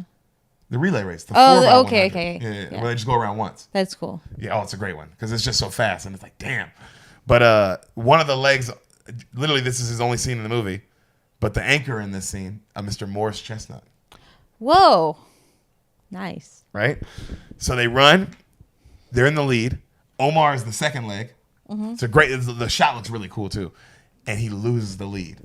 And then the third leg can't get it back. And then fourth leg is Morris Chestnut. And he almost gets it back and they still lose. Damn. So Morris Chestnut is pissed. Yeah. And he's looking at Omar Epps. Cut to, it's in there in the locker room, right? And after he's going off with him like, hey man, I got a lot fucking riding on this. I'm trying to get to the Olympics. You can't be fucking up my scores and fucking up our time. Yeah. You know what I mean? You're the only weak link on this team. And then Omar's like, man, all you're ever going to be is a runner, a fucking horse. You're a slave. You too ignorant to even know it, brother. And then Morris Chestnut goes, nigga, I'll fuck you up, and goes to fight him. And they have to break it up. Which I do get Morris Chestnut of like, who the fuck are you? Dude, I'm not talking about that right now. Yeah, this is about, I want to go to the Olympics. I'm running. I'm a runner. This is what I do. Because that's what it is, what I would say. I would be like, bro, hey. What are you here to do? Hey, bro, be militant. Do your thing. Be as black and militant. I love black people. I love that shit. But on that track. We're running. We're running. Because white, black, green, I don't give a fuck who we're racing. We need to win. Yeah. Because that way, you're right. It'd be like, we're running. Once you walk off that track, nigga, I don't wear a dashiki and fucking do an African rain dance. I don't give a fuck. We're running today. But we're running today. But then again, the next scene, cut to you see Morris Chestnut. He's kissing on his white girlfriend. And Omar Epps is looking at him. He's like, look at this white fool with this cave bitch. I love he called her a cave bitch. He's like, don't that shit make you upset? And he looks over and Tyra Banks is walking by. He's like, come on, as a black woman, don't that make you upset? And she looks over and she's like, no, I don't want him. And keeps walking. She's awesome in this. Yeah. She's so cute. God, it's Tyra fucking Banks. I love Tyra. Also, they got her in all the slick, cool track outfits in this. Oof. So she looks really sexy. Like the Adidas ones with the lines. So she's either got the jumpsuit on, like the warm-up suit, or she's got she's running with like the cutoff top. The cutoff top and like leggings. the snaps. Yep. So she looks good. So get it, girl. He starts trying to holler at her, right? And he knows everything about her. Like he knows where she's from and what high school she went to and what she runs. He's like, damn, you did your research, I see. And he's like, not enough. Could always use, get some more. And then they laugh, and then she starts making fun of him, and like they're laughing, and now they're just like flirting and having a good time, right? Cut to, we see the skinheads, and they're talking to Remy, and the Scott guy's going about how far the drain in America has gone, right? And then Remy's like, what do you think about America nowadays, Remy? And Remy's like, I don't know, I never thought about it. He's like, man. And Remy's like, Remy goes, I don't know if I thought about it. It's also different. I'm from Iowa. He's like, I'm a small town where I didn't know anybody, and it's different here. Everybody sticks to their own and takes up for their own. All I got is me. And the other white guys go, not anymore. We're brothers by blood. Pure Aryan blood. You got us now. Weird. College is just a bunch of cults. That's the point of this movie. Really? Are you not getting that? Oh, yeah, I guess I am getting that. You said it out loud. Like you figured it out and was like, didn't know that was the answer. I didn't know that's where they were going with it. I thought it was just part of like on the way there. So, like this is your family. We take care of you now, Remy. And Remy's like smiling for the first time in the movie, which it is good acting because you see he's like, thanks guys. Like, because the whole movie, he's just trying to get in a group, So we see cut to Tyra's helping our boy Malik with his homework, and you can tell she really likes him. Like they're flirting back and forth and shit. We see Kristen and Jennifer Connelly studying together, and we see Kristen starting to really get into Jennifer Connelly. Ooh. All right. Hot. Cut to Kristen talking to Fishburne, right? And he tells her how you make no stance in this paper, ma'am. I need you to write about modern politics in your point of view. And then he gives an example of like his point of view of it, right? And she goes, oh my God, that's so good. I'll write that down. And he goes, Jesus, woman, use your own thesis. I need original thought. That's the one primary purpose of the university level. Personal thought. Which I do think is true. That is why you go to college, right? That is the point. I mean, it's been it's kind to of like... expand your brain and like so you can like think and see things differently. Exactly.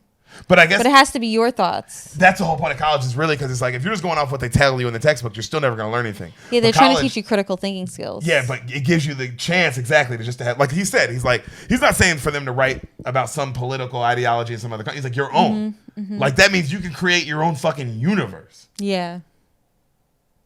With your brain. Because we created this one. We did. That's and the you point guys are too. here It's for like it. you can do it. So cut to him our boy talking to Malik, right? And he's like, Malik, did you write this paper? And he's like, what? How you gonna disrespect me like that, man? I worked my ass off on that paper. Okay, Mr. Williams, I believe you. Mr. Williams, are you having problems at this school? Man, it's all right. I just don't like how they trip when they see a black man's face. Well, he's like, all these white people be tripping around here. Well, was there a cross burned in front of your dorm? No. Was someone spit on you? No. Look, man, I'm not saying that. All right, it's not like how it used to be. It's not in your face. It's not physical. He's like, it's not in your face. It's all mental. He's like, what do you mean? He's like, well, white people around here, they just don't have to worry about shit.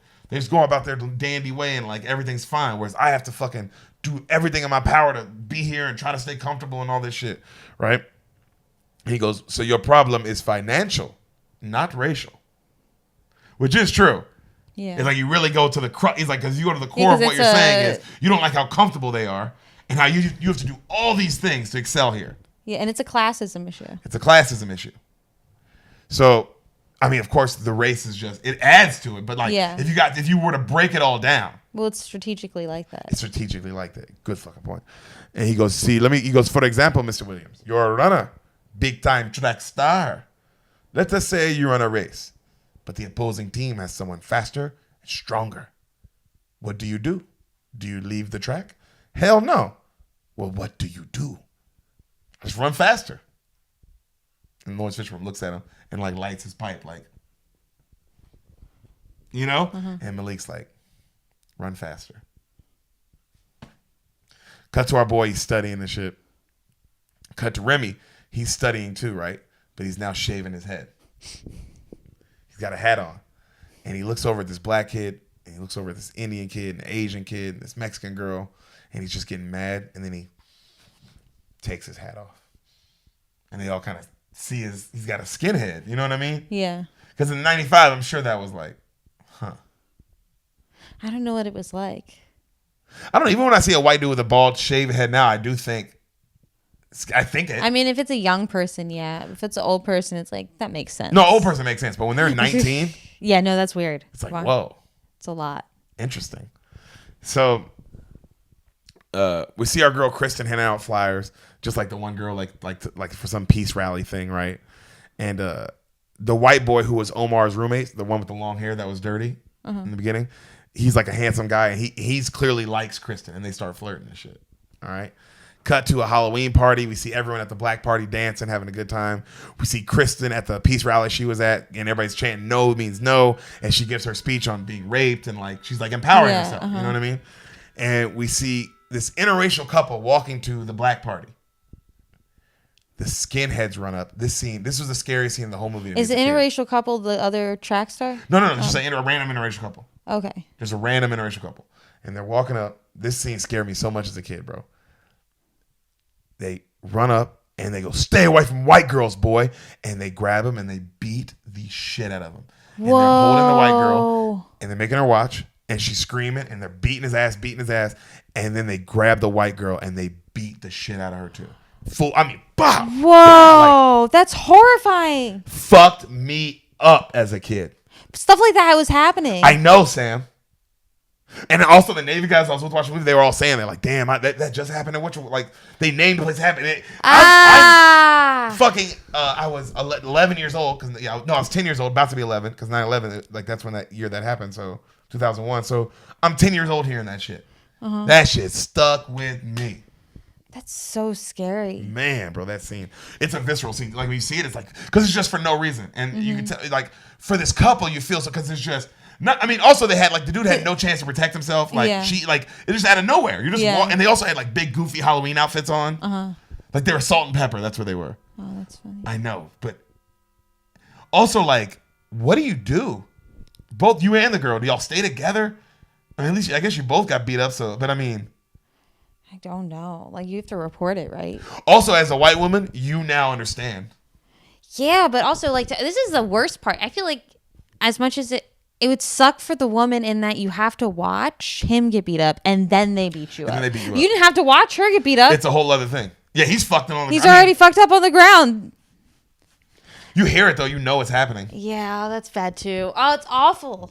Yeah, because it's like, man, how do those two people have to live? I always thought they have to live the rest of their lives. And like, you couldn't have helped the person. Like, There's neither one of you. There's no, like, where you're looking back, you're like, oh, well, we could have did this. Because the only thing you can think, which it sucks, is like, I guess we could have not gone. We shouldn't have went. And it's like, that's not fair. No, that's not fair. It is that sort of feeling of, like, almost your whole being together invited this almost feeling. Mm-hmm. And then, but the point of being together is that you can keep each other safe, and you couldn't. So like one negated the other. I'm definitely leaving that school. Oh yeah, I'm not coming back. Because I'm like, why? I'm like, well, a bunch of skinheads beat up me and my boyfriend. Jesus. Like they beat the shit out of me after they made me watch them beat the shit out of him. How would also, but this is the thing, they all go to that school. They've identified themselves. Like there's no way they don't go to the school. Oh, they don't. Remy goes to the school. Oh, shit. Wait, so what are they? Just people who live in town? Yeah. Okay. They're regular people. There's always locals. Yeah. At tell me you didn't know you live near your thing, so you definitely knew that locals existed. Yeah, I knew they existed, but you never saw them on campus. Barely ever. Yeah. Unless they were with someone. Well, they weren't on campus in this situation. Okay. They were going to a party. They're just walking down the street. Yeah, okay. So no, they're never like on campus. Anything like that. Other than Remy is on campus, obviously. Okay. Well, I guess the one guy was walking on campus to get Remy, but he was clearly recruiting. That's so scary. Yeah. I know, right? That shit fucked me up, bro. And they're like yelling, "Stay away from white girls" as they beat the shit out of them. So, cut to Connolly saying how proud of her the night's ending with her and Kristen, and they're walking to each other's room, and it's like, "I'm proud of you," and they hug, and then Kristen goes, "Hey, do you want to stay the night with me tonight?" And Jennifer's like, "Are you sure?" And she's like, "Yeah, we can just stay and talk, and I don't know." And then she's like, Jennifer Connelly's like, "Are you sure you're ready for that?" Like she's like kind of like that. Oh, wow. I know, right? So she was already both hot too. They are. I love that this is like there's always something going, like it's college. Yeah, there's always something. There's always something going on, bro. There's always drama. So she's like, "Don't do it just because you're fascinated. I want you to be sure." And then she kind of like says good night and she walks off, right? And Kristen's like, and she turn around and you see Regina King just watching like, whoa. And she goes, "So what's up with your friend?" Like that. And then she's like, "She's different." And the white girl goes, "She's just different." And then Regina King goes, "Different." Okay. Like that. Just so black that actually went like, but like, you know what? It's like, oh my God, I love my people. We're just like, whenever we get gossip, we can't be chill. We gotta be going, oh, we gotta make noise and be like, oh damn, I saw that shit. So we see our boy Omar learning more and getting more militant and shit. And he's yelling at Tyra Banks about how he's no horse. And they got me running from this fucking white ass school and blah, blah, blah. And she's like, "Hey, you get to go to this school like on a scholarship. This is a huge opportunity. Just take advantage of it. Like just take advantage. Stop worrying so much." Right. And he's like, "You don't understand. You got it easy. You're a beautiful girl." You know what I mean? And she goes, "Bullshit." Yeah. She goes, "All those white girls in my dorm, every time something comes up missing, guess who they look at? Me. Guess who they say something to? Me. So don't come at me and say that I'm not going through this shit with you too." Like, yeah. She's like, I'm not just bitching about it every 5 fucking seconds. And then he's like, "No, but look," and she's like, "But what am I supposed to do? Like, fight them? Fuck that. I'm gonna use my knowledge. I'm gonna use my brain. I'm gonna use this school, and I'm gonna get out of here. Like, I'm gonna use this place." And she's like, "Also, you need to quit worrying what people think all the time." And he goes, "Listen, you don't understand. You're a woman. I'm a black man." How mad are you already? Because I know you were gonna be mad at this scene. I was like, Sam's gonna be like, I couldn't date this guy. Hate this. Would you be already unattracted to him right here? Or would you be like, "Oh, I'm not attracted to him as much anymore"? Or would you just be like, "Ooh"? I would flip my hair. Would this be an argument, Sam? Or would you be like, "My pussy is clenching up"? Oh bit. Yeah, so clenching up. But also, I'm looking at it from where we're standing at in history, and it's like, yo, shut up. You know what I mean? I would be like, I would Also, she drop just it like explained to you how she's statistics dealing of with it, like, too. do you know how much black women make compared to black men? And that, you know, like, Also, she already gave him a good example immediately. Like, dude, Oh, of I course. already gave you an immediate example. That's one example. but also like, he's acting like it's so much worse for him, and it's Yeah. like, what you mean? Because I have the option to use my body. That makes sense. I don't understand. You know what I mean? And also because I'm that's beautiful what or you're whatever. saying. And You're it's like, saying what? because I'm beautiful, I don't understand. You're Yeah. not saying because I'm a woman. Because No, if I was an 'cause ugly woman, you wouldn't bring it up. You would be like, oh, you do get it. They treat you bad, but like, oh, I get, because I mean, it's Tyra Banks, so you know how beautiful she is. It's like, She's stunning. She's fucking stunning in this movie. But that is crazy to think that they're not racist to her just because she's beautiful. Because that is what he's saying. Yeah. It's not that she's black. It's like, no, but you're gorgeous. So how can it be? Because he's like, how could your I would experience be never the same? treat you this way. So why would anyone else? Because you're beautiful. Yeah, because you're beautiful. And also, you're like, oh, and you know what else? It's like, because, and I will get him at that. Yeah, it is easier on her because she is beautiful. Like, in some aspects of life. In some aspects of but life. not like and first off, and what he's talking about, definitely not. You know what I mean? Yeah, because like you're in a group of, if you're in those dorm rooms, like freshman dorms, and it's just, I know exactly what she's saying. Like they would all assume that she was, you know, just a feeling of, also they're all freshmen. They haven't taken their sociology class where they learn like, oh, these are the politically correct things that I can say, and they're just, you know, Also, this is the reacting off 90s, of their yeah. guttural. Yeah, and it's the 90s. Because we talked about it before, and I've said it before in the pod. In 2009, when I'm in Bellhaven, everyone sat at different tables, and that was 2009. Yeah. And everybody, and there was still a lot more like people hanging out with different like races, and the parties being a little more interracial and all that stuff too. There was in 2009, but people still didn't eat together and sit together. So I can't imagine in 1995. Yeah, this is like 15 years prior. That's what I'm saying. Yeah. So there has to be some truth of like, well, no, nobody's changing, nobody's mingling. But it is crazy to think like how it's changed over time. Like 15 years doesn't seem that long ago. You'd be like, oh, what can't be that different? And there is like a weird. And it's been 10 years since 09. I mean, no, 11 years now. Oh yeah, I'm sure it's totally different now too, or the same. Or exactly the same. So they're talking, right? And he goes, I'm a black man. I'm always a threat, educated or not, which is a good point. I do feel that way.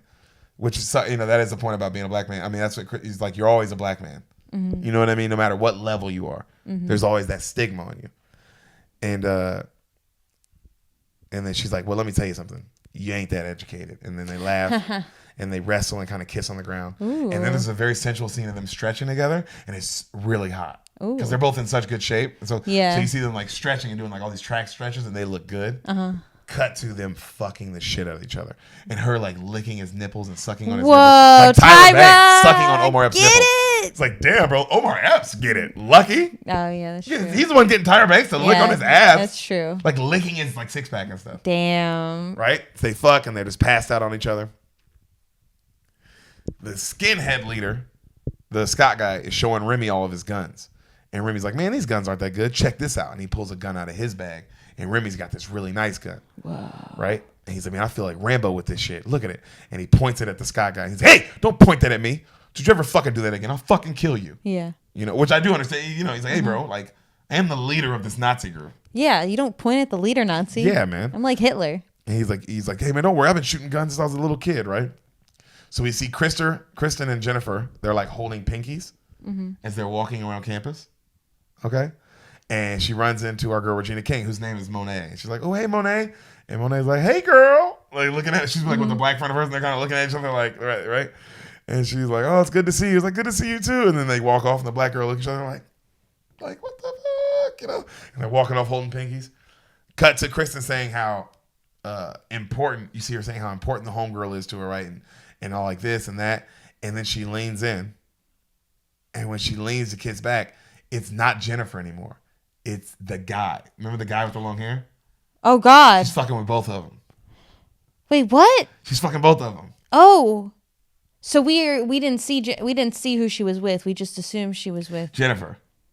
So she's back with Billy, the guy who raped her? No, the long-haired guy who was trying to holler at her. Oh, okay. Right? So, like, you see, and the scene's going back and forth of her having sex, like him going to get a condom, her laying down with her. She's in college. I like that this movie's like, yo, we're going to give you a college experience. Yeah, that's true. It is kind of like that. I mean, it wasn't like that for me, but Sure. Okay, not everyone was a slut like you, Deric. Dude, I was actually really good, boo-boo. I was really good in college. You were? Yeah. Why do you always kiss me when you say stuff like that? Because I'm not lying. So, Kristen, so they she fucks both of them. Cut to Omar, and he's talking more black shit to Tyra, and they're going off on the Columbus statue in front of the school, and how we have a holiday for this motherfucker, and statues, and a university. And look what he did. This dude was an evil fucking mother, like, which is true, which is crazy when you think about all the, like, start listing all the things Columbus did, and it's like, yo, it's just a holiday for this nigga. Yeah. It's crazy. And he's like, we're a lower class, and we always will be. And she's like, yo, class is a state of mind.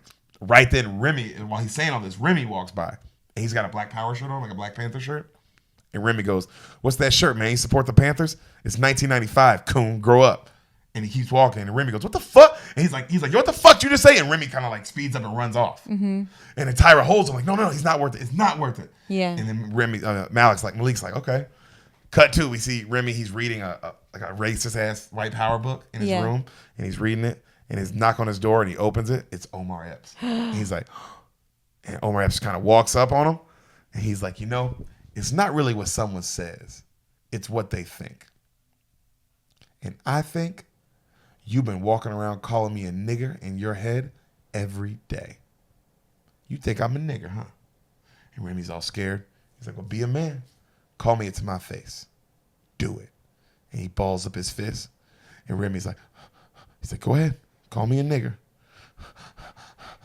And then he jumps at him. And Remy goes, and he laughs. He's like, you punk ass white boy, bitch.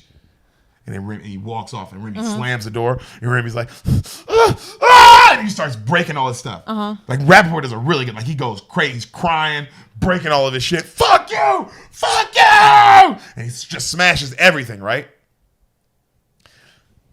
Right then, his roommate comes in. Remember the Jewish dude I was talking about? And he's like, this is fucked up. Dude, I don't give a shit if you don't give a shit about your stuff, but this is some of my stuff, man. Yeah. What the fuck?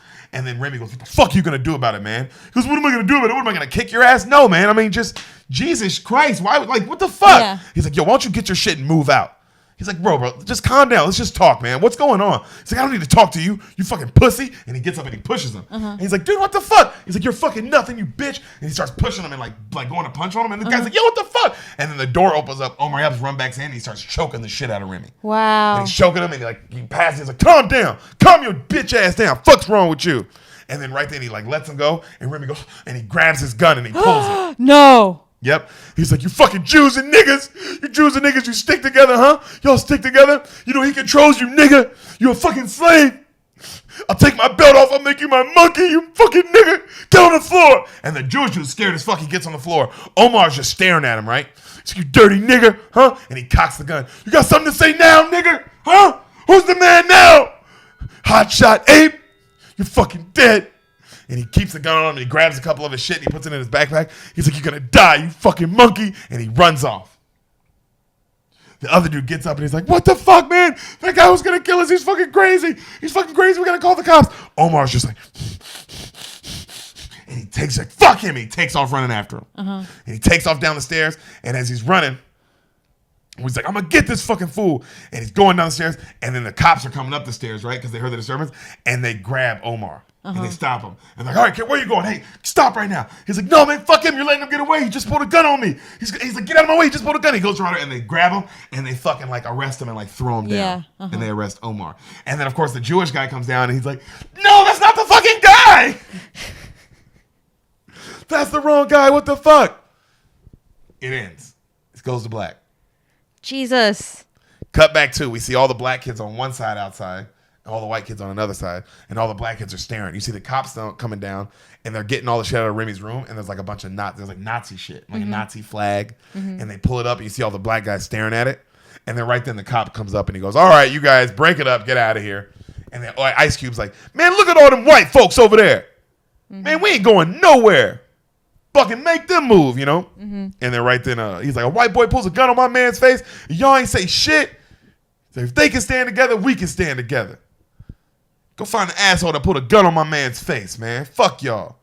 And then right then the cops like, all right. And then they break up the white guys so they can break up the black guys. Yeah. So we see right then Kristen and the white dude that she's fucking, he shows up. Well, it's Malik's roommate. He's like, yo, Malik, you all right? And he's like, man, he's like, get off me like that, right? He's like, Malik. And then Tyra's like, you don't want to talk right now. I'm sorry. And they walk off. The next day, the white boy sees him. He's like, yo, Malik, why you move all your stuff out, man? What's going on? He's like, look, man, there's nothing wrong with you, Wayne. I'm just, you cool and all, but, you know, I'm staying with my homies now. He's like, what? You're leaving? He's like, look, bro, we have no beef besides your dirty ass clothes. And they laugh. He's like, but I'm at the point, man, I just feel safer with my own people right now. So I'm gonna live with ice, Fudge and them. He's like, damn. He's like, look, dude, I get you're pissed, but I'm not like that. I'm not a fucking white supremacist or some shit, He's like, and then Malik kind of looks at him. He's like, I'm serious, man. I'm different. And so are you. And he's like, no, I'm not. And neither are you. Peace, bro. He daps him up. Omar leaves. Wow. And the white dude's like, the fuck? So we see Fishburne. He walks up on Omar Epps and Ice Cube sitting outside of one of their classes. And he goes, you boys plotting? And then Ice Cube smiles. He's like, yeah, to steal. And then Fishburne's like, steal what? And then he goes, the information. All of it. And then Fishburne smiles. Information is power. If you don't have it, one cannot seize power.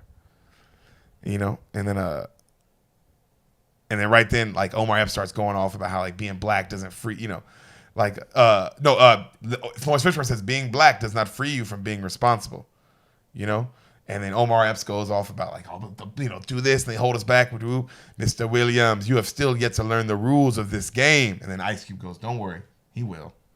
Right? And he goes, man, y'all don't understand. This ain't a game for us, man. I'm just a pawn. And then he goes, a pawn can create a checkmate, Mr. Williams. Mm-hmm. A pawn can be a very powerful piece if used strategically on the board. Which is true. It's like, bro, this is life, dog. Like, you are a pawn. Everyone's a pawn. How did you think that, like, So he's like, this is all a game, like basketball or football, a game. But you play, and you play to win in this game. And in the real world, no one wants excuses. They just want to know if you have a plan, Mr. Williams. Mr. Williams, Mr. White, good afternoon. He walks off. And Omar Epps looks at Ice Cube. He's like, Mr. White? And then he looks at him. He's like, yep. And he's like, you had his class before? And Ice Cube's like, yeah, once. Maybe twice. And he was like that. He's like, come on, let's go. Mr. Williams. And it's Ice Cube imitating him. Do you have a plan? You're full of shit, Mr. Williams. And so you see Kristen now is putting together this huge peace rally for the campus, and she's flying out, like, passing out flyers and stapling them everywhere, right? As this happy white music plays. You see Ice Cube walking, and he's got, like, an apple, like he's eating lunch one day, and he looks up, and he sees one of the skinheads running up with the lunch tray. And he's like, and he smiles. Cut to, you see the skinhead running up, and all the brothers there eating with Remy. Like, at this, like, little cafeteria spot, like a little restaurant spot, like, out near the campus, right? Yeah. And they're talking. And he's like, yo, why you drop out of school, Remy? The Scott guy, the leader. And he's like, man, I never wanted to go anyway, man. Just an excuse to get out of Iowa, really. All the gooks and towelheads, they get all the good engineer jobs anyway. You can't even get one. He's like, hey, you should not have dropped out. You hear me? We need people like you to be doctors, engineers. Do something for your own people, or you're a race traitor yourself. Is he wrong? I guess that is how you keep power. I guess so. Not everyone can just be a skinhead. No, you gotta fucking do something. Yeah. Hey, we get to be just skinheads. You gotta go work. You go be better. You go be better than us, and we'll go recruit more people like you. That's our job. So Ice Cube walks up right then, right, and they bend the corner, and it's him and all of his boys. Omar Epps, Busta Rhymes, big ass niggas. The white boys all stand up. They're just staring at each other. Omar Epps he's just staring down Remy. Remy's scared as shit. Busta Rhymes, you see, but it's quiet, and Busta Rhymes goes, ah! Cut to slow motion. You see everybody running out of the cafeteria, and you see a white boy just getting thrown down the steps. Yeah. Then you see a white boy's getting the big white dude, like from the movie The Program. You never seen The Program? It's a movie with Omar Epps in it. It's a college movie. You've never seen it. There's no way. I'll tell you. It's a great one. You'll love that one too. This big white guy who's in that as well. He's in this, and he gets knocked out. You see Ice Cube take a shot in the face by the Scott guy. Omar Epps is beating the fucking shit out of Remy. And you see Busta Rhymes fucking up 2 of the white boys. Like fucking them up. Cut to Tyra Banks gets to Ice Cube's dorm, right? After the fight. And everyone's all hyped up. And she's like, yo, what happened to your face? And they're all, and Busta Rhymes like, you see me? I had that boy like, bow, bow, bow. Yeah, my nigga. Yeah, nigga, we got that motherfucker, nigga. Right? And Tyra's like, what are you fighting like some thug? This is college. And he's like, fuck college. I'm taking a semester off. And she's like, you gonna drop out? I see it in your eyes, Malik. You gonna drop out of college. And Malik's like, man, fuck that. Fuck that. Yeah, we fucked them white boys up. Right? Malik, what's wrong with you? Cut to the white boys are talking in their room. Man, fuck those niggers, man. Those niggers are gonna die. Niggers and spics, they're gonna fucking get theirs. Cut back to Ice Cube. He's icing his hand. Tyra's standing outside pissed. Busta's is like, damn, I fucked that white boy up so bad. His stepmom's gonna be feeling me for the next 2 or 3 birthdays. How would that even work? You beat the shit out of a nigga if his stepmom's feeling it. Yeah, that doesn't make any He's sense. like, damn, I don't even have a stepmom. My parents stayed together. So Ice Cube says like, yo, fuck all that shit. That shit don't matter. It was just one ass whooping. Those white boys, they still won because they own this shit. They own this school, they own this country, and they own you. We behind enemy lines, dog. And one beatdown will never compare to 400 years. Never. All right, 3, 2, and we're back. And we're back. Sorry about that. Technical difficulties. I just said never. That's what Ice Cube just said. But that's what you just saw. But in our reality, more time has passed. Yeah, it's not as big of a deal for them. No, but for us, it was a big deal. It was a couple minutes. We've been really good, too, about not having any technical difficulty problems. Yeah, we've upped our game. But when we are the actor, director, editor, producer, sound engineer, it's a lot. Key grip. We're trying to do it all. Social media. Yeah. So occasionally there's a slip up, but thanks to you guys for rocking with us and always showing love. Anyway, we're back. So back at the Nazi cabin, back at the Nazi lair, the white boys keep arguing, right? And their leader's like, "Shut the fuck up! I'm tired of this bullshit." And then Remy's like, "No, man, fuck those niggers." He's like, "What are you gonna do, college boy?" And Remy's like, "I'm gonna make a war, man. I'm gonna start a war. You testing me?" And Remy goes, "You ever shot?" He goes, "You ever shot anyone before, Remy? Huh? You seen what bullets do to flesh? Because those niggas are out there killing each other every day, training, shooting each other. They're ready for war. Are you? If it went down today, which one of you would have the balls to shoot a nigger in his face?" Remy's like, "I would." "Would you?" "Because I have, Remy. I do it, man. I do it." "All right, then." He goes and he grabs his rifle. He sets it on the table. "Go kill one of them. Big shot." And then one of the other white guys is like, "You gonna do it, Remy? Fuck? Hell yeah, do it, Remy. Right between a nigger's eyes." "I'll do it for real, man." "Okay, Remy, go ahead." Cut 2. That big peace rally's going on. Oh no, not at the peace rally. What is higher learning? What is it? That guy's giving poetry on stage. Oh, okay. What is higher learning? What is higher? You see Tyra and Omar walking, right? And she's asking them not to drop out. We see Remy heading upstairs of the building. Cut to the white band is playing for everybody. Chris is watching. She's so happy. You can tell she's feeling like she's doing something. Yeah. You know, we see Remy rifle in hand at the top. He gets to the edge of the roof. He's just waiting. We see the skinheads walk up on these 2 gay guys who are like holding hands talking. And they're like, the skinheads, right? And then Kristen is now giving a speech at the peace rally. We see Remy up on the roof. He's looking down. We see the skinheads beating the shit out of these gay guys. The cops show up.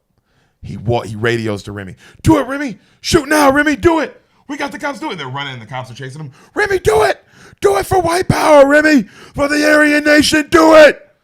A plane goes overhead. Remy's like, he turns and he aims. Bam! Everyone looks around, right? In the peace rally, there was like, because the plane just went overhead. So like, what the fuck was that? Right? And Omar Epps looks up. He's like, what the fuck? And he just sees at the top of the building like a figure. And he's like, oh shit! Bam! Another gunshot. They take off running. Right? Him and Tyra holding hands. They're running. You see the Kristen girl like, oh my God! Bam! Oh my God. A motherfucker gets shot. Right then, and then another one. You see him, like you see Remy's eyes like focus in, and then Bam! And you see slow motion Omar Epps running. He turns. Tyra Banks' stomach. Oh.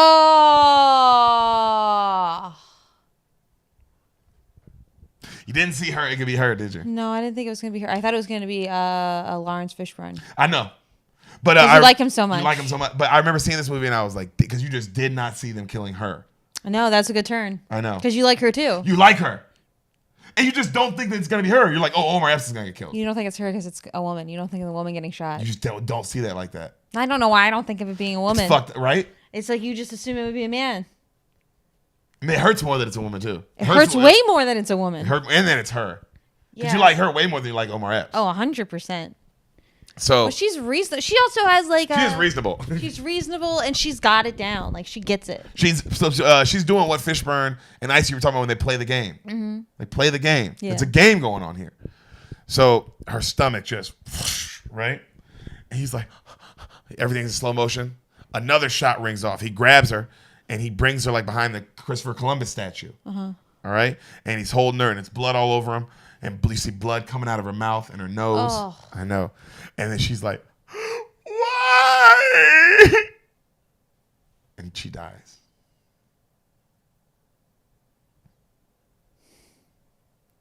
Fishburne runs up and he's like, we have to get her to the hospital, Mr. Williams. Help me, boy. And he's like, stay. You see, like, stay with me. Like he's saying, like, stay with me, stay with me. Yeah. And Omar Epps is like, he's just got looking at the blood on his hands and he's so mad and Tyra's just dead in front of him. Yeah. And he's like, Malik! And he looks up and he sees like Remy running off the building. And he goes, and he takes off towards the building, right? So you see Remy running down the stairs, him running up the stairs. And they're both like Coming towards each other, like spiraling towards each Yeah. other. And then finally they cross paths and he sees him. And Remy's like, oh shit. And he goes to grab his other gun and fucking Malik's up those. He's a fucking track star. Yeah. He's up the steps in like 2 seconds. Bam! Starts beating his monkey ass. Just whipping his ass. Yeah. Kicking his ass. And finally Remy kicks him in the nuts, right? And then he backs up and then they lock up and they fall down the stairs. And it hurts fucking Malik's leg. Yeah. And he's like, oh shit. And he's like, this is my country. You're nothing but a fucking monkey. And Malik looks up and he's like, fuck you. And he jumps him and he beats him and he smashes his head like against the concrete and he starts choking him and like choking him. And he's like, I'm gonna fucking kill you. I fucking hate you. She's dead. I'm gonna fucking kill you. Right. And he's just choking the life out of him. Right then the cops show up and they start beating the shit out of Malik. With nightsticks. Yeah. Beating his ass. And then they grab Remy and they're like, are you all right, kid? Are you okay? Yo.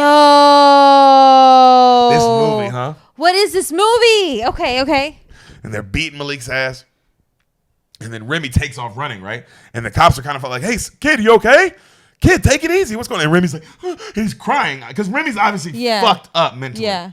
And he's trying to he doesn't know where to go. And then he gets to like another end and it's like a locked door. And he turns around. They're like, kid, relax. It's okay. And you see them put Malik in handcuffs and they walk him out. And then Remy pulls out a gun. And they're like, no. And then all the cops pull out their guns. They're like, don't shoot. Kid, calm down. And now Malik's is like in cuffs and he's watching all this. Right? And Remy looks at him. And it's Rappaport can act. He's like, I'm sorry. Like to Malik. I'm so sorry. And they're like, it's okay, son, the cops. And he's like, it's over. And then this line got me. He goes, I wanted to build things. I wanted to be an engineer. Kills himself. No! Malik's just watching, numb. Yo. What are people going through? This is a movie, huh?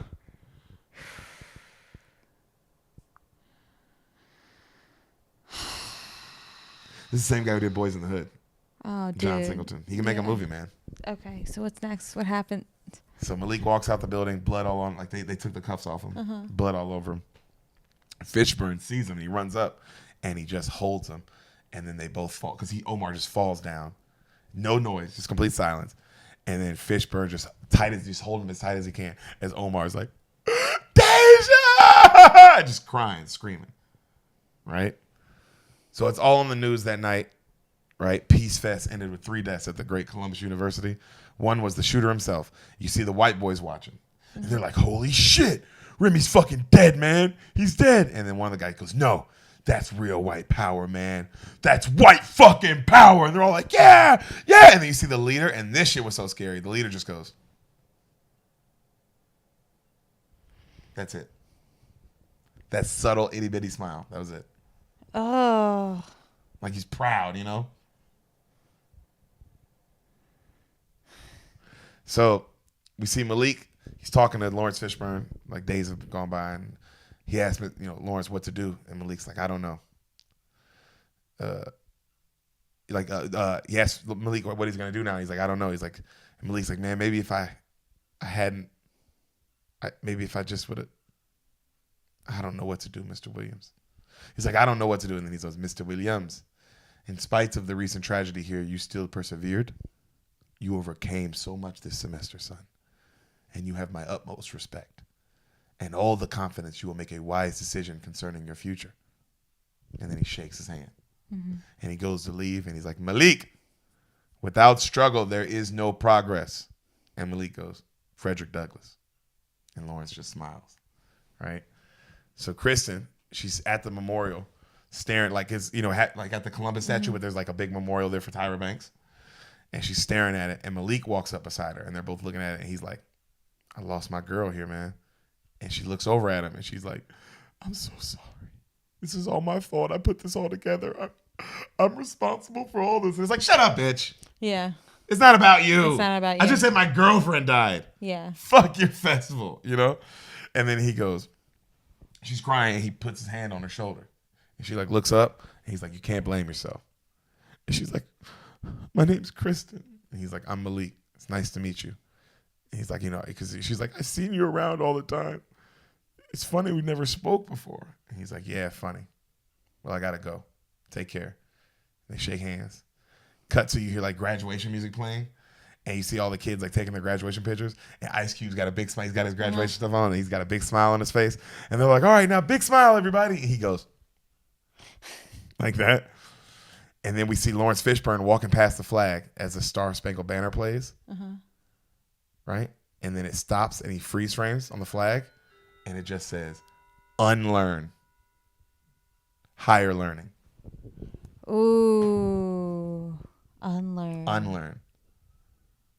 We got to sometimes. You got to. What do you think that means? It means emptying your vessel. Samantha, God damn it. That's not what he's trying to... Sometimes these things go full circle, and this is one of those times. You saying that went full circle to emptying the vessel, boo-boo? Yes. What'd you think of the movie? That was great. Oh, my gosh. I'm sad. I'm upset. I can't believe I have to cook now. Mm-hmm. A lot of feelings, huh? I know. I'm like, I just want to cry and feel sad. And they killed your girl. They killed my girl, Tyra. She taught me everything about life. And modeling. And modeling.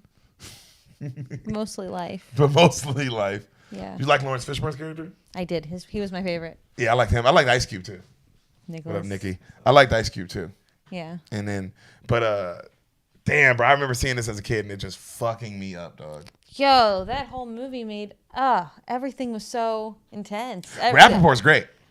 Yeah. I mean, well, every moment is like a tragedy, first of all. Like rape, the couple being beat up. That, oh my God. The shooting. A school shooting. Even before that, when the gun is pulled on the guys. Oh, yeah, in the dorm room. In the dorm room, yeah. It's just... Every moment was a tragedy. You really couldn't have asked for more sadness. What a sad movie. Yeah, it's pretty crazy. I think I would have been happier if it was a guy who had to like sell drugs to get out of poverty. Golly, you just want every movie to be Fruitvale Station. That's not what Fruitvale Station was about. Yes, it was. No, it wasn't. No way, Deric. No, it wasn't. 100% wasn't. I'm glad you liked Higher Learning. I hope you guys enjoyed it too, man. I loved it. I love that movie. So, Sam, thanks for letting me tell it to you. Thanks for telling it to me. You're welcome, boo. And thank you guys for listening. Look at you. We'll see you soon, Bean Mafia. We're out.